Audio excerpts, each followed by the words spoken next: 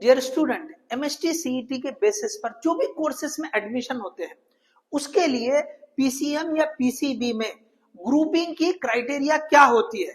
तो आज की वीडियो में हम ये देखेंगे कि ग्रुपिंग के लिए कितने मार्क्स चाहिए, मिनिमम मार्क्स कितने होने चाहिए, चाहे वो पीसीबी हो या पीसीएम हो। इसी के साथ में अगर एक मार्क कम हो जाए तो क्या ये ग्रुपिंग क्लियर होती है या नहीं। इसी तरह से अगर हमारी ग्रुपिंग ही क्लियर ना हो, ग्रुपिंग हमारी नहीं बन रही है, तो इसके लिए क्या ऑप्शन है। इन सारे जो क्वेश्चंस है या सवाल है या आपके जहन में जो आ रहे हैं, ओके, ये जो डाउट्स है, इन सारे डाउट्स का या क्वेश्चंस का क्लैरिफिकेशन हम इस वीडियो में बताएंगे। तो सबसे पहले बात करते हैं कि भाई ग्रुपिंग क्राइटेरिया ओके क्या होती है। देखिए, जो एमएसटी सीईटी का एग्जाम होता है तो उसके बेसिस पर, जैसे पीसीएम है तो उसके बेसिस पर जनरली हम इंजीनियरिंग के जो है कॉलेजेस में एडमिशन लेते हैं या और भी कुछ ऑप्शंस होते हैं। इसी तरह पीसीबी के लिए फार्मेसी है या और भी कुछ ऑप्शन जैसे होते हैं, तो उसमें हम जो है और भी पैरामेडिकल जो कोर्सेस होते हैं उसमें हम जो है एडमिशन जैसे ले सकते हैं। तो अब इसके लिए ये जो बोर्ड में हमारे पीसीएम या पीसीबी के कितने मार्क्स होना चाहिए, मिनिमम इसके लिए क्या कंडीशन है, इसी कंडीशन को हम एलिजिबिलिटी कहते हैं। तो इसके लिए जो ओपन कैटेगरी है, ओपन कैटेगरी में हमको मिनिमम 135 मार्क्स चाहिए। अगर परसेंटेज की बात करें so it should be 45%, minimum 45%। ये आपको नोटिफिकेशन में इंडिकेट किया हुआ मिलेगा। इसी तरह से अगर हम रिजर्व कैटेगरी की बात करें तो वहां पर 120 मार्क्स चाहिए, या परसेंटेज में अगर बोलेंगे तो 40% मार्क्स चाहिए। तो ये जो है ओपन कैटेगरी के लिए और ये रिजर्व कैटेगरी के लिए एलिजिबिलिटी क्राइटेरिया है ग्रुपिंग के लिए। इतना अगर आपका ग्रुप बन रहा है तो फिर आप जो है एडमिशन लेने के लिए जो है एलिजिबल हो जाते हैं। अब देखिए, इसके साथ में कुछ जगह पे ऐसा होता है कि कुछ स्टूडेंट के साथ 135 ओपन में आने के बजाय 134 हो जा रहे, एक ही मार्क कम हो रहा। इसी तरह यहाँ पे 120 की जगह 119। तो इसके लिए एक अलग से रूल आ जाता है, ओके, जनरली रहता ही है कि एक मार्क के लिए कंसीडर कर लिया जाता है कि ग्रुपिंग बन गई है।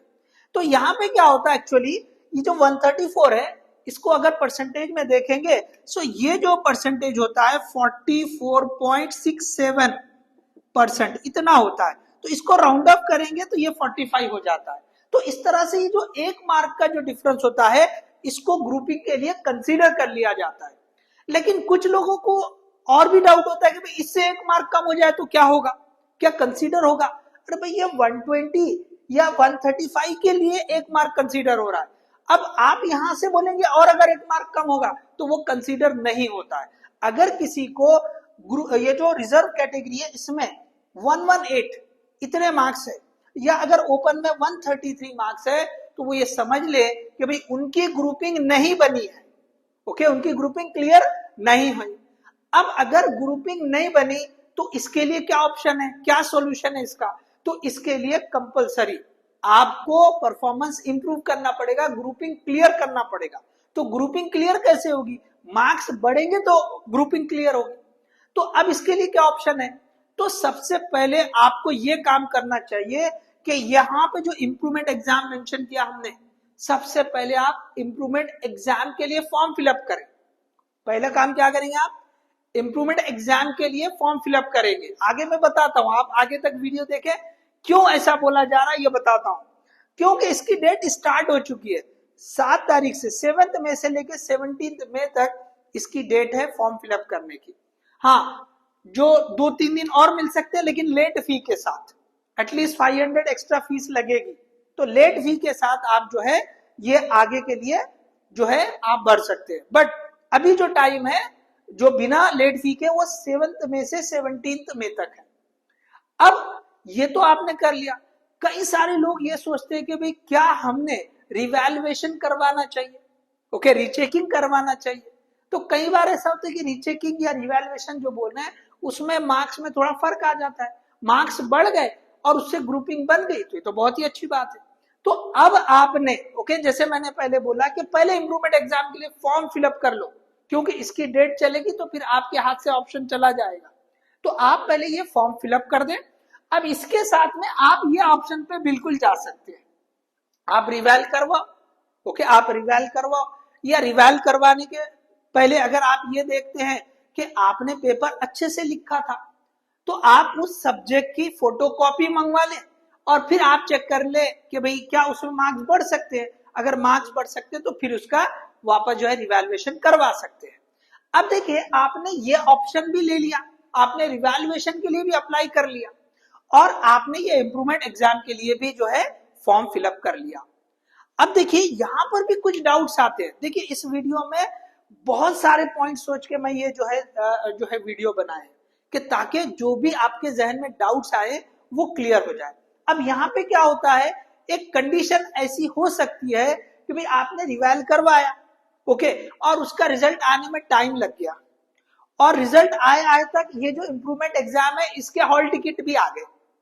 अब आप क्या करें, हॉल टिकट भी आ गए तो मतलब आपका तो एग्जाम होना ही है इसका, और एग्जाम से पहले इसका रिजल्ट आ गया और अच्छे से ये हो गया कि भाई आपके मार्क्स बढ़ गए, आपकी ग्रुपिंग बन गई।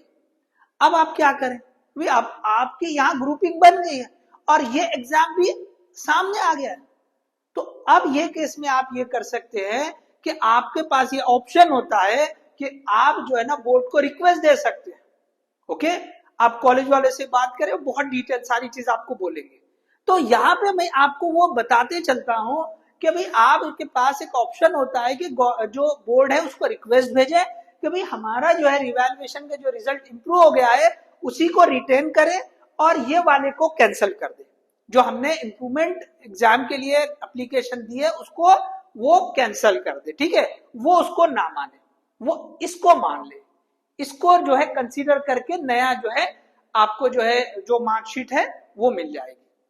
अच्छा, अगर ऐसा हो जाए कि भाई अब यहाँ पे हमारे मार्क्स तो बहुत कम थे, रिवाइल में बढ़े ही नहीं, ठीक है, रिवाइल में नहीं बढ़े, अब आपने इम्प्रूवमेंट एग्जाम लिख दिया, इम्प्रूवमेंट एग्जाम लिख दिया और बाई चांस ऐसा हो गया यहाँ पे कि आपके मार्क्स इम्प्रूवमेंट एग्जाम में कम आ गए। अब यहाँ पर भी वही ऑप्शन होता है कि आप ये रिक्वेस्ट दे सकते हैं कि भाई हमारा पहले वाला परफॉर्मेंस रिटेन किया जाए, बोर्ड को रिक्वेस्ट दे दीजिए। तो ये ऑप्शन आपके पास रहता ही है। तो इसीलिए बोला कि सेफ साइड पहले आपने इम्प्रूवमेंट एग्जाम के लिए फॉर्म फिलअप कर लेना चाहिए। ओके, उसके बाद जो भी आप ये रिवैल्यूएशन करवाना चाह रहे बिल्कुल करें और उसके अकॉर्डिंग मैंने बता दिया कि रिवैल्यूएशन में अगर मार्क्स बढ़ गए हैं तो बिल्कुल हम जो है ना रिक्वेस्ट दे सकते हैं बोर्ड को कि भाई हमारा ये जो परफॉर्मेंस है इसको रिटेन कर लिया जाए और ये वाले को कैंसिल कर दिया जाए।